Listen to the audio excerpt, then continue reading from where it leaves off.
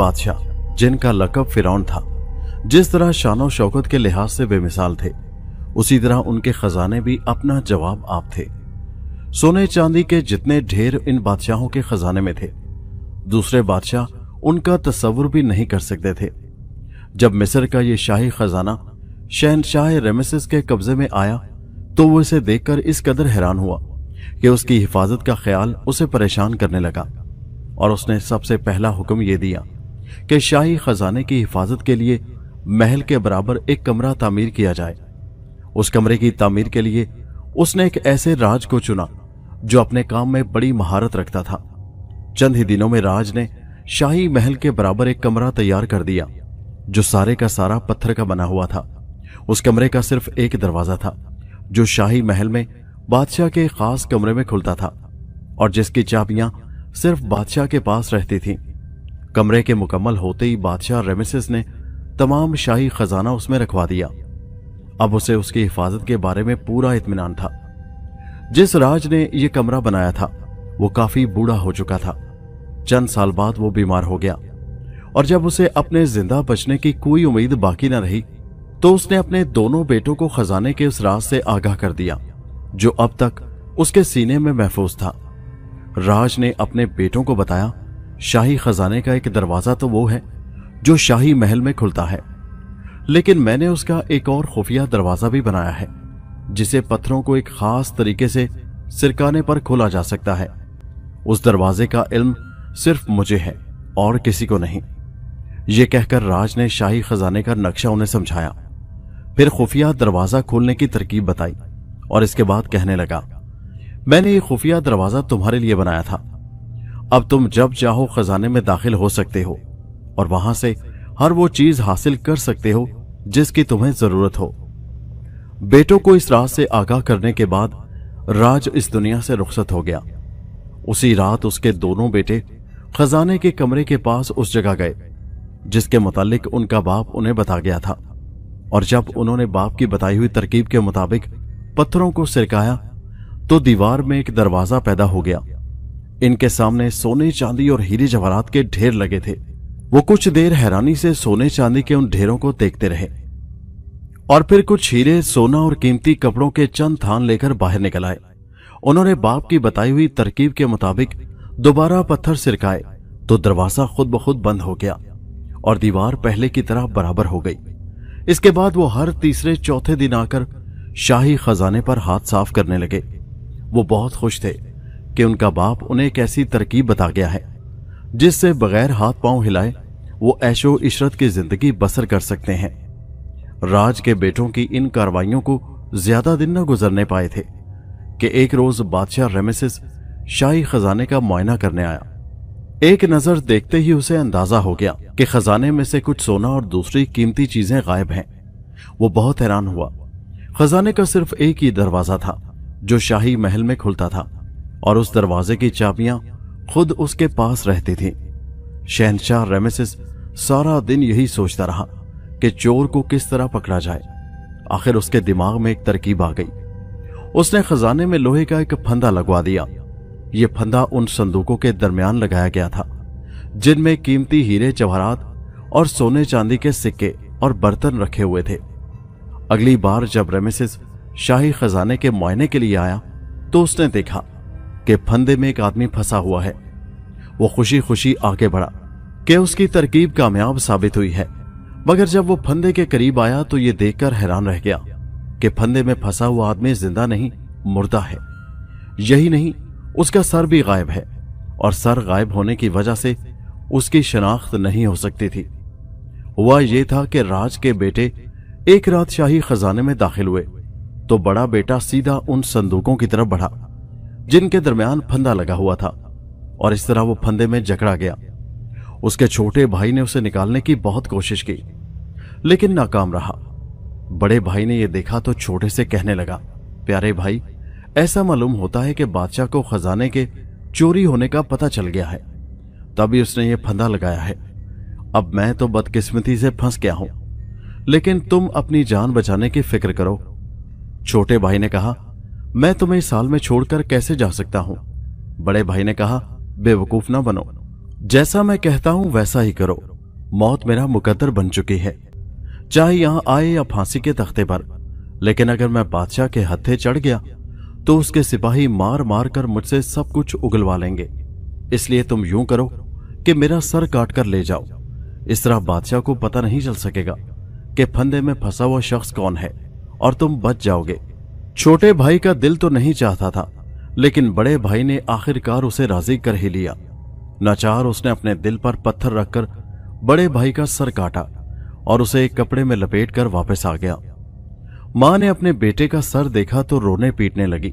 छोटे भाई ने उसे समझाते हुए कहा कि रोने पीटने के बजाय सब्र और हौसले से काम लो, वरना जो अंजाम मेरे बड़े भाई का हुआ है वही मेरा भी हो सकता है। मां कलेजे पर पत्थर रखकर खामोश हो गई। शहंशाह रेमेसिस सोच भी नहीं सकता था कि चोर इस कदर चालाक होगा और उसकी तरकीब को यूं नाकाम बना देगा। वो हर कीमत पर उसका सुराग लगाना चाहता था।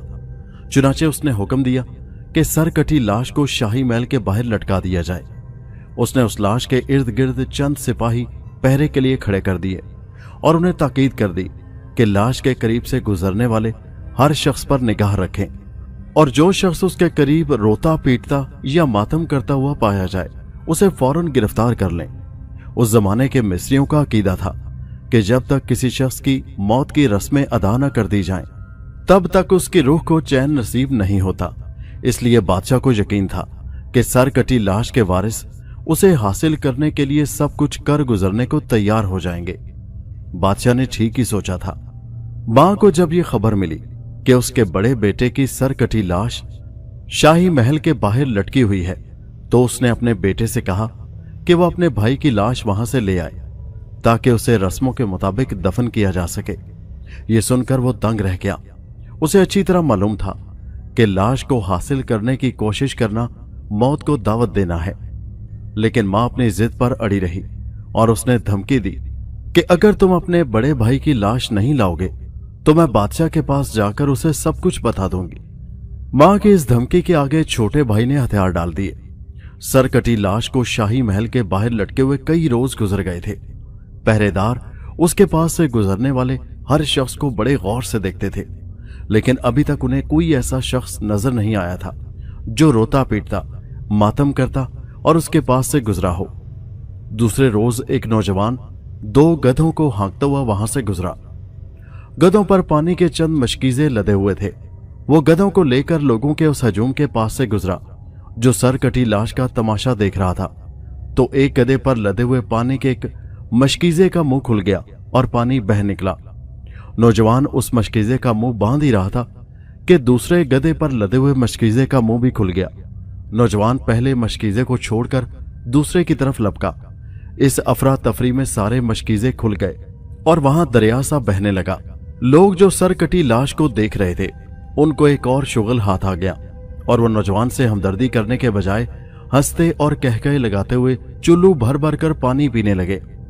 नौजवान पहले तो पानी के इस तरह जाया होने पर मुंह लटकाए खड़ा रहा, फिर वो भी दूसरे लोगों की तरह हंसने और कहकहे लगाने लगा। उसके तमाम मशकीजे खाली हो गए थे, सिर्फ एक मशकीजा बचा था। उसने वो मशकीजा उन सिपाहियों को पेश कर दिया जो लाश के पास पहरा दे रहे थे। सिपाही सुबह से भूखे प्यासे थे। वो नदीदों की तरह मशकीजे पर टूट पड़े और देखते ही देखते उसे खाली कर दिया। ये बात सिर्फ उस नौजवान ही को मालूम थी कि पानी में बेहोशी की दवा मिली हुई है। रात का वक्त हुआ तो हर तरफ खामोशी छा गई। सिर्फ लाश के पास सिपाहियों के खराटे सुनाई दे रहे थे। नौजवान पहले ही से इस मौके की ताक में था। उसने रस्सियां काटकर लाश उतारी और उसे गधे पर लाद कर चलता बना।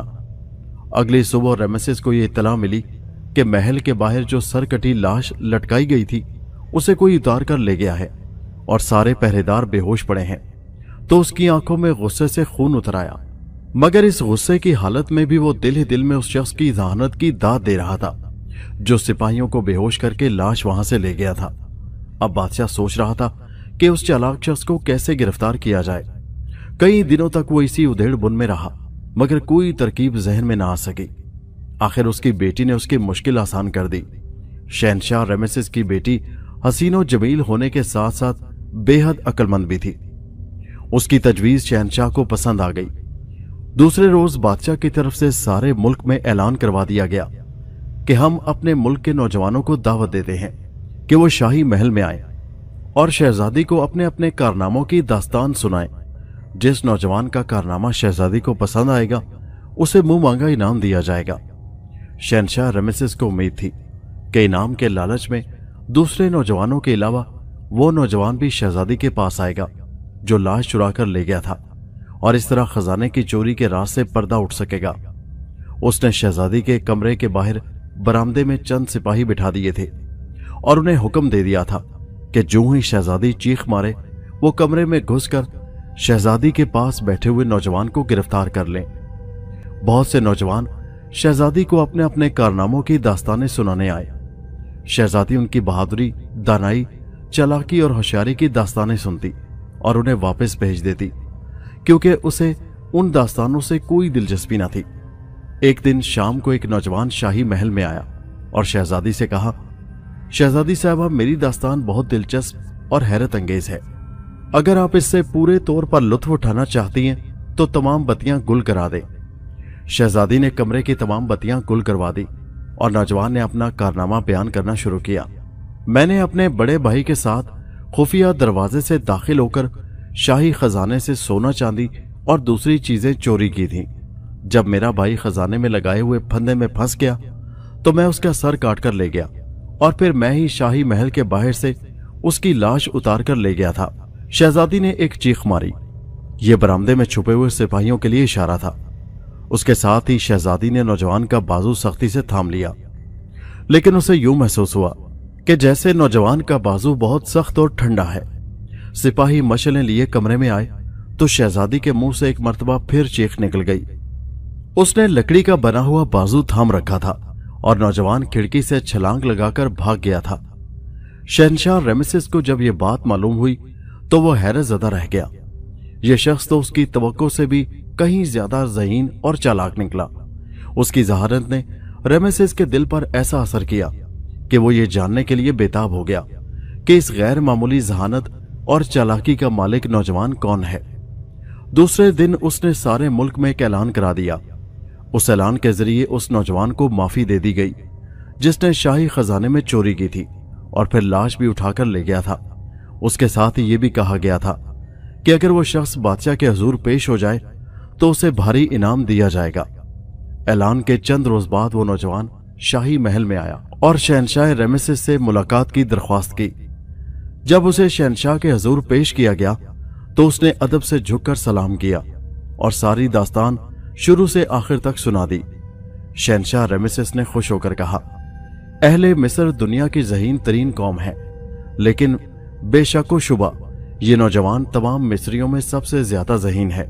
और फिर उसने अपनी खूबसूरत बेटी की शादी राज के उस बेटे के साथ कर दी